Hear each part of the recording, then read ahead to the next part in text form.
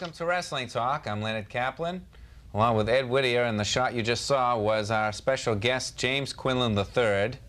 And we will let Jim explain his presence here, because I can't, because Jim's done so much for Wrestling Talk. Right. And who are we supposed supposed to have here tonight? I don't know. Did you follow that up, Len? I did not follow anything up. I wasn't going to mention that we were going to have anybody else here, but... Sorry, I let the cat out of the bag. You did let the cat out of the bag. You hyped me up all weekend about it, and then you said, well, he's not... Well, how do you know I didn't mean Jim? I don't know. Anyway, James Quinlan III is our guest. Welcome to Wrestling Talk. Thank you very much. Glad in front to be of the here. camera. Welcome, Jim. Thank you very much. How does it feel to be in front of the scenes instead of behind the scenes? Just about the same as it usually does, actually. So I'm happy to be here, and the reason why we're here is to discuss the wrestling card, which we'll be promoting for the Paul Fay. It's going to be a tribute show, and we tried at the last year to get this organized. It took a little bit longer than we had expected, but we're here tonight to say that we're planning a show for December 1st. Fortunately, right now we're not positive exactly the location, but in the next several weeks we'll be telling the people where it'll be. And tonight we're here to take calls from people, suggestions of people that they'd like to see on the show, and some matches that have already been signed and people that will be appearing at the show. And you can call us live here at Wrestling Talk, 581-9061. Now, the mystery is still on.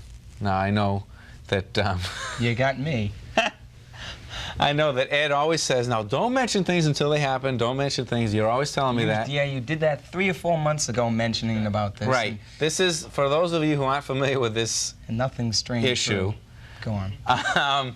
The Paul Fay Memorial Wrestling Card, which we've been trying to organize for the late Paul Fay, who was, as you all know, or maybe some of you don't know, that are newcomers to Wrestling Talk. Paul was one of the original hosts on this show, along with me. And... Paul is no longer with us, obviously. January 8th he passed away, but December 1st would have been his 40th birthday. Right. And it's a very fitting time to have a card for Paul. And if we can do it, we wanted to do it with the best wrestlers. It's going to be really wrestlers that had a lot to do with this show, some of them. Right. A wrestling organization that is unparalleled, not to slight any other wrestling federations that we aren't dealing with. Right. That's been some of the toughest things to deal with. I know grammatically that was wrong, but that has been the toughest thing to deal with. It was local wrestling organizations that really wanted to participate in this event, not to exclude them.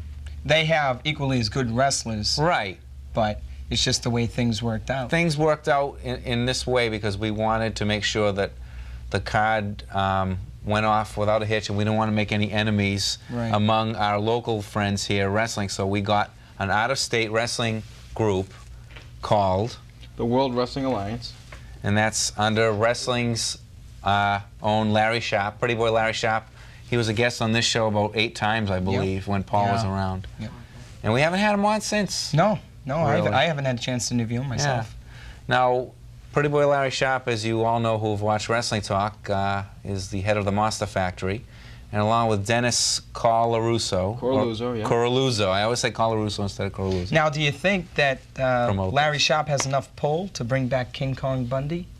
Well, currently King Kong Bundy is not in wrestling, and the answer to that would probably be no, he does. King Kong Bundy has some physical problems that I've been told of, and I believe he's lost a lot of weight from what I've been told, and he has no interest in being a wrestler any further. He does not want to wrestle anymore. But we do have some really interesting wrestlers that'll be on the show. You're not going to be able to see these people, you know, at your normal WWF shows because they're not part of the WWF. They're big people in the wrestling business, but you don't have the opportunity to see them here in this area. Normally they wrestle in, you know, the southern areas and the western areas of the country, as well as down in the Philadelphia area. And you really are going to really enjoy some of these matches that we've already decided upon. One of the matches I think that's really going to be good is really going to be wild. It's going to be an anywhere in the building match, which means that anything can go on anywhere in the building. The pin can happen, and it's going to be Terry Funk, former world heavyweight champion, taking on Kevin Sullivan, who actually is from Boston. Now, who was it a month ago? Eddie Gilbert wrestled. It was a Cactus Jack that was all over the building. That I heard it was 3 matches in one night, and it was, the fans were there, were saying it was totally wild. There were 3 matches basically in one evening. Eddie Gilbert was in all 3 against Cactus Jack, and they were really very violent matches, they were bloody matches, and they were the best matches you'll ever see. They were technically very good, and they were all over the building. But it also had a lot of the matches were in the ring itself. But there was a lot of on the outside activity, chairs, just about anything you can think of. Right. They threw at each other. One of the other matches I think you'd really be interested in, and wrestling historians would love this, is going to be the original Sheik, and he's got to be really up there as far as age goes, but he's a fantastic wrestler. And this is going to be probably, we're not sure about the fact of the cage yet, but it's probably going to be a steel cage, possibly barbed wire match against Abdullah the Butcher. And the reason for that is to keep the both of them in the ring. Because if you don't, they'll be all over the place, you know. And well, I'll tell you, I've seen some, not to cut you off, but I remember Bruiser Brody versus Abdullah the Butcher, and it never stayed in the ring. It was more on the floor than in the ring. Not to cut you off, but we have a phone call. Wrestling Talk Live, you're on the air. Lost them. Always happens with the first phone call. You ever notice that? We always lose the very first one. Well, try again. Abdullah the Butcher. Now, wait, you were just at a card that you were telling me about where Abdullah the Butcher attacked the crowd? Yes, I was in a card this week, in fact, Yeah, in Philadelphia at the Philadelphia Civic Center, and Abdullah the Butcher took on the Sheik, and it was in a barbed wire steel cage match. It was the top of the card. Excellent match, but the match itself was relatively short. That wasn't the interesting part of it. Wasn't actually the match itself. The match was great and it was interesting and it was really, really wild. After the match, the Sheik had his personal bodyguard Sabu. They brought him back, so on and so forth. Got rid of that. All of a sudden, the Sheik came out. I mean, Abdullah came out of the ring, and for whatever reason, somebody must have irritated him, and he went into the crowd. I mean, into the crowd, and just took people out. He was knocking them down and punching people. He rammed one guy's head into the. I can't believe it. He rammed one guy's head into the. And this is legit. So he really did it. I can't. No problem. I mean, this was just. He just decided he was. Then he was walking up the aisle, and they came around a corner. He was going back up onto the stage where there was a big screen, like this type of stuff would be, you know, to cover the where the wrestlers were. And he saw another guy, I guess he didn't like. And he took him and he picked him up and slammed him down, and he was kicking the guy. It was unbelievable. Threw chairs. He was on the stage, which was above where the seating was. He was taking chairs and just hurling the chairs over the top. Some guy, and then there was a wrestler. Can't take that guy anywhere. No, wait a minute. Now you're telling fans to come see this animal? You're trying to promote a card and you're telling him he's beating up fans? I wouldn't come in the building. You want to see real action. You come to a match like this. Of course, we will have security people that will be keeping tabs on Mr. Abdullah a little bit better, but they're unbelievable. If you want to see real action, come to a match like this. These people, he just doesn't care. Well, he does whatever he feels like doing. You go over to him, he doesn't care. I'll tell you something, Jim. Up in this area, that type of match has never been seen, and I can really say that. I can't remember seeing a match either on television or in the Boston Garden, other than several years ago when we went to the NWA event.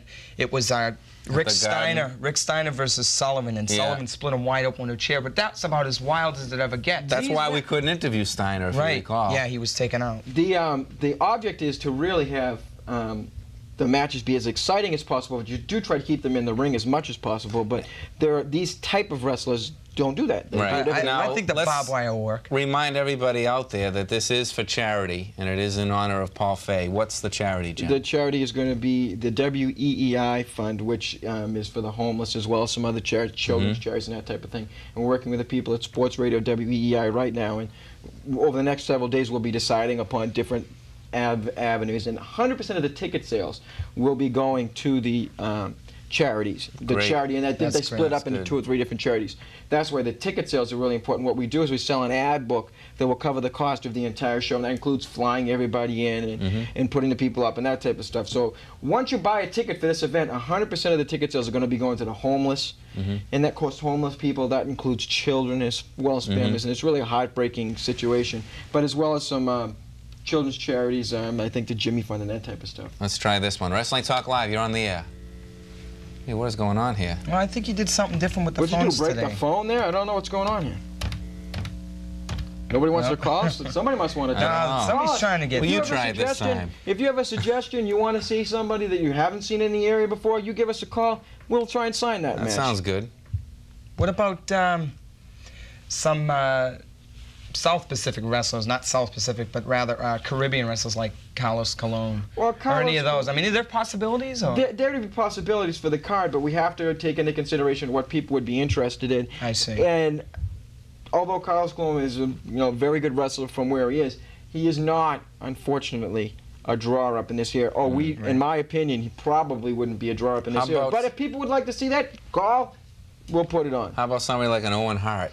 Owen Hart is available, Definitely. and I'm not 100% positive as to who he would wrestle, but I just came to a match this weekend. Owen Hart wrestled from New Japan. He's also a New Japan wrestler. He wrestled another Japanese wrestler, and please, I couldn't pronounce the name, but it was an excellent match. And we are trying to sign a match with the Japanese wrestler as well as, and we are looking to get Jushin Liger, who is the #1. Now, I think you'll more or less have Japanese to explain his technique is unbelievable. I mean, some of the outside, top of the rope to the outside onto the floor somersault at the WCW event. Yes, he did that. Okay, that was also an edited version of that match. It's too bad that they didn't show the whole thing. The match itself, I believe, was almost 15 full minutes of action. I mean, he is a very aerobatic wrestler as well as very strong. He's not really that big. He's probably about 210, 215 pounds, and he comes dressed in unbelievable ring attire. He's got a big mask. He's got horns on it. It's and unbelievable. he wrestles with the mask on. He wrestles with the mask on, which is really hard because it must throw his balance off. But he can walk the ropes, and he does flips off the ropes. It's unbelievable, and Owen Hart against him would be really good. But again, that depends on how well we do at the ad book. If there are any businesses that would like to be part of this, they can, Now, let's say that match came about. Now, Jushin Liger, as far as I know, is the Japan Junior Heavyweight Champion. He's the Japan now, Junior would this Heavyweight be a title match? Well, again, you have to get New Japan Wrestling, which is his federation, would have to sanction that. And they normally do not sanction outside their own country events. In other words, you don't put the belt up outside your own country, which is outside of Japan, of course. So I would doubt that they would put it on for that. You'd have to fly. We have to fly him in anyway, and it's very expensive to fly the Japanese wrestlers in. But Bam Bam Bigelow will be available for the card. Cactus Jack is a possibility depending on his WCW contract, and Hot Stuff Eddie Gilbert is a definite. And if you have any how about Jerry Lawler? Jerry the King Lawler has expressed interest in coming in. If the fans would like to see him, we would love to have Jerry the King Lawler. Yeah. That's who I've been asking about all the time. Against the Honky Tonk Man. We were thinking the Honky Tonk Man against Jerry the King Lawler might be a match that people would be interested in seeing. Now, I'll tell you something. I know you were with us a couple weeks ago at Stackpole Field when I interviewed, and I asked him, and I really hit a sore spot as far as the Honky Tonk Man and Jerry the King Lawler go. I mean, he said, the King, now who is he? Now, that's what I said. Who is he? Well, he's legendary in Memphis. And as far as being in Texas, he's well known. And up here, I mean, I've heard of him. A lot of people have heard of him. A lot of wrestling fans have heard of Jerry the King Lawler, one of the finest wrestlers. He's been in wrestling for over 12 years. He has wrestled the biggest, the baddest, and the best. And he is an excellent wrestler and a very nice gentleman, as a matter of fact, too. And he'd love to come up and do the show. He's never been in this area.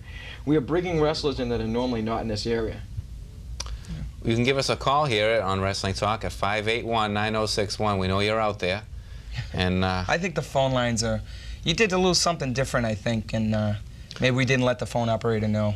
Maybe not, because the phone operator is sitting in a different room than he usually sits in. Okay, well, we'll ask a trivia question. I think that maybe they'll fix this in the meantime after the break. The trivia question for today is, in the WWF, this is after 1984, what title was recognized in WWF after 1984 that was a sanctioned NWA belt? Okay, I'll give you a hint. The champion was Les Thornton. It's the only hint I can give you. I happen to know that one, yes. I do happen to know that. I thought I knew that one, too, when you called me on the phone today. Don't say anything in case I'm not going to say anything, but I bet you get the same thing that I did. I believe we knew that. We knew the answer. But I didn't get it right. Stepping off this subject a little bit, what do you think of the status of the WCW at this point? They're in big trouble. They're about as deep in a hole as they can get. Hold it. We have to go to a break now. We'll be back with more of this question and trivia questions and more about the Paul Fay Memorial card right after this. There is a mighty spirit shining out. In Salisbury, Maryland, the hungry are being fed. In Wind Falls, Indiana, a man who learned to read at 47 is making sure others learn earlier. In Hope, New Mexico, people turned an abandoned school into a thriving community center. In Boston, Massachusetts, neighbors set up a crime hotline that's making their streets safer. From Seattle to Galveston, from Buffalo to Fargo, every day, someone in America is doing something to light up another life. But there is so much more to do. The light to do it is within us all. We only need to share it. Contact the Points of Light Foundation. Do something good. Feel something real. Welcome back to Wrestling Talk, and that was just a little break we had there. And I think we fixed the phones, I hope. maybe, maybe not. We apologize to those callers that we might have lost along the way. We are getting a lot of them. Pat we Doyle urge you to call back if you have any suggestions on the Paul Fay or any other questions or the answer to that trivia question. Right, or if you just want to participate in any way whatsoever. Okay, Jim, the WCW. You touched on it before. Yeah, I mean, this is just my opinion, and I believe that the WCW is in big trouble. Their ratings have taken a nosedive. Their organizational structure seems to be falling apart. They don't appear to be that well organized as far as their marketing goes, and they don't think too far in advance. They had the Steiner problem. They brought in Mr. Kazmaier to take his place, and that really didn't look that good to me. I thought that looked kind of stupid to put him up with Rick Steiner as a replacement when they put in the tournament. Both of them are very big. It did not go well. In other words, they did not complement each other. Rick Steiner is as strong as Bill Kazmaier is, maybe not the strongest man in the world, but as far as wrestling strength goes. So they should have had somebody a little bit quicker, a little bit smaller, so that they could have complemented each other. And I just think that they're very poorly organized. It was just my opinion, but I do believe they are. What do you think, Jim? Is the WCW now going the way of the AWA a few years ago? Well, I don't know that they're going the way of the AWA. First of all, they have something that the AWA never had. They have a guaranteed television contract for the rest of their lives, basically speaking, because Ted Turner owns the network. Right. So they're certainly not. He's certainly not going to kick off the air one of his own promotions, something that he's promoted himself and something he's built himself. That's true. So there's no way to get. So there's no way for them to be kicked off air, but. Right, but if the ratings are low, it's not good for Turner to keep the promotion going. But the ratings are low, but his costs are so low.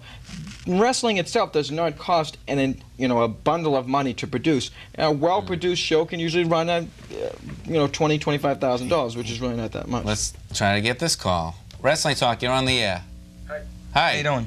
Yes, I would like to see if I can answer the first question you asked. Okay. Was it the Intercontinental Championship tournament? Nope, that's wrong. I was wondering if you had any information on the Ultimate Warrior. Well, the Ultimate Warrior is no longer in the WWF, and you're not going to see him much of anywhere because there's rumors that he's retired. Is that yes, correct? Would you like to know the scoop behind that, caller? The Ultimate Warrior has a contractual dispute with the World Wrestling Federation.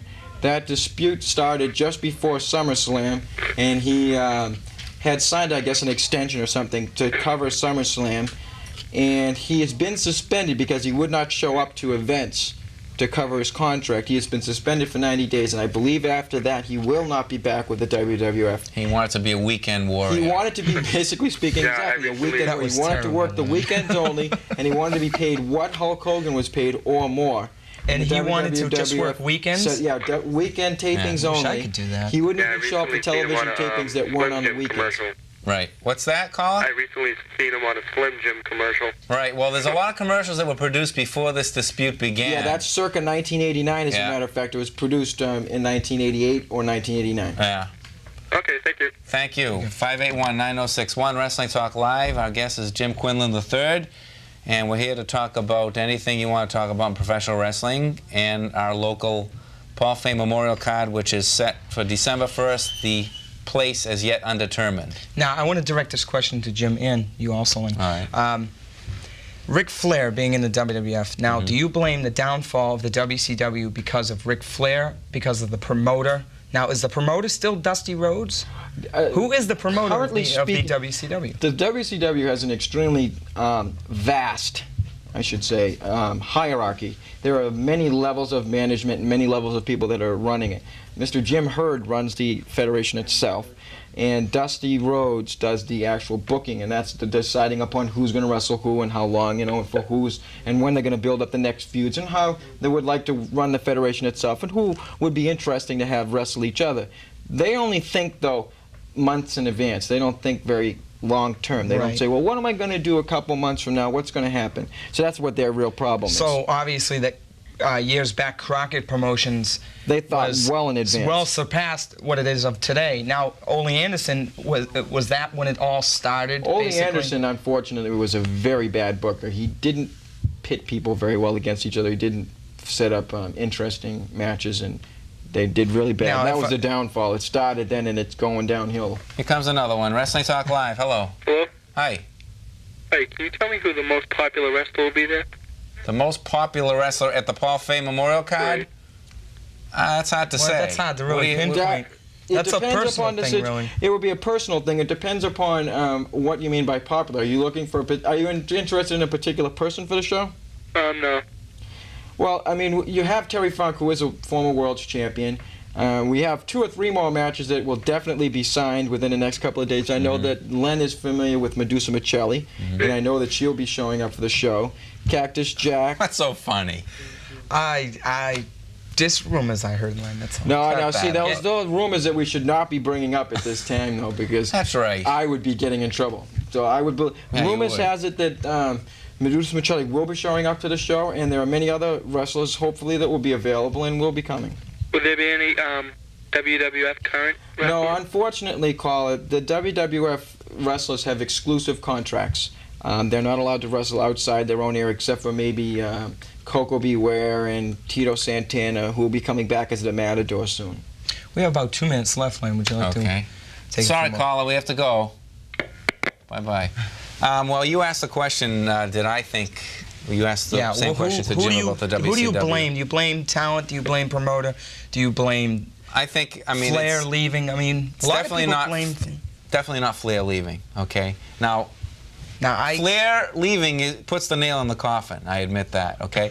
But I date the decline of the WCW to the departure of Terry Funk and Chris Cruz from that promotion. Right. That shows an inability, in my opinion, of the promoters to hold on to top talent, and they lose them for silly reasons. This had something to do with some TV taping that they were supposed to have both been to, and one got the message and the other didn't. I'm not sure of the details. Maybe Jim knows more. But, I mean, it was something that just shouldn't have happened. They were really starting to gel as a commentating team. They were excellent. They were one of the best in the country. Yeah, I thought, you know, they were, if not as good... A lot better than Eric Bishoff. Who's that? That's the new WCW announcer, is Eric Bishoff. And he came from actually Hulk Hogan's movie. I thought I recognized his face from somewhere. I couldn't place him. Eric Bishoff, you said he looked more like a character, the way he talked, you know, like this. And he moves very funny. I said that? He's odd. Yes, you did. He's mechanical, like he's not very good. But who is he? I can't picture who he is Eric even. Bishoff was the guy that did the WCW Bash event. Okay. Still doesn't ring any bells. I'll show you a tape one. I gotta go take some memory food or something. We have to wrap it up. We have to wrap it up. Anyway, Jim, thanks for joining us on this live show. Pleasure to be here. You'll be back another time, I know that. We certainly will, and we'll be covering the upcoming wrestling event as best as possible, and adding new talent by week, actually. So until then, I'm Leonard Kaplan along with Ed Whittier and our special guest, Jim Quinlan, saying stay in the ring.